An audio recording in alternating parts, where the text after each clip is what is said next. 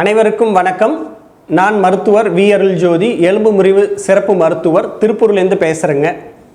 இந்த பதிவில் நம்ம பார்க்க போகிற விஷயம் என்னன்னு பார்த்தீங்கன்னா, 10 வயசுக்கு கீழே இருக்கக்கூடிய குழந்தைகள் வீட்டிலேயோ விளையாட்டு திடல்லையோ இல்லை ஸ்கூல்லையோ எங்கேயாச்சும் கீழே விழுந்ததுக்கு அப்புறம் இல்லை கீழே விழாமல் இந்த முழங்கை பகுதியில் வலி இருக்குன்னு சொல்லி வந்தாங்க, வீக்கம் இருக்குன்னு சொல்லி வராங்க, கையை அசைக்க முடியல, ஹேண்ட் மூமெண்ட்ஸ் பண்ண முடியல அப்படின்னா நீங்கள் ஃபஸ்ட்டு சந்தேகிக்க வேண்டிய விஷயங்கள் நம்பர் 1, முழங்கையில் இருக்கக்கூடிய தசைகளில் அடிபட்டிருக்கலாம், இல்லை தசை நாரில் அடிபட்டிருக்கலாம், இல்லை அங்கே இருக்கக்கூடிய எலும்பு பகுதியில் ஏதாச்சும் சின்ன விரிசல் இல்லை விலகிய எலும்பு முறிவு கூட இருக்கலாம்.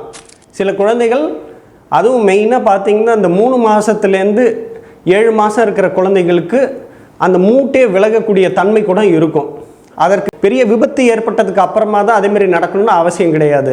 அந்த குழந்தைங்களை சடனாக பிடிச்சி இப்படி தூக்குனீங்க, 2 கையும் பிடிச்சி தூக்குனீங்கன்னா கூட அந்த மூட்டு விலகும். இந்த சிம்டம்ஸோட குழந்தைகளை நீங்கள் பார்த்தீங்கன்னா ஃபஸ்ட்டு செய்ய வேண்டிய விஷயம், அருகில் இருக்கக்கூடிய எலும்பு முறிவு மருத்துவர்கிட்ட ஆலோசனை பெற வேண்டும்.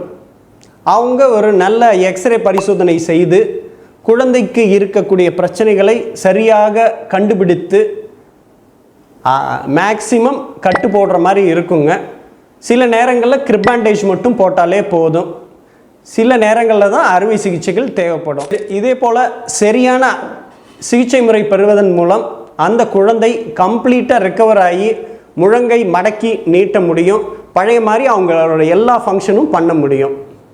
இந்த பதிவு பார்த்ததுக்கு அப்புறம் பெற்றோர்கள், ஆசிரியர்கள் மற்றும் இதர நண்பர்கள் இதேமாரி ஒரு நிகழ்வு உங்கள் வாழ்க்கையில் ஏதாச்சும் ஒரு தருணத்தில் பார்த்தீங்கன்னா இந்த டிப்ஸை எல்லாத்தையும் ஃபாலோ பண்ணுங்கள். நன்றி, வணக்கம்.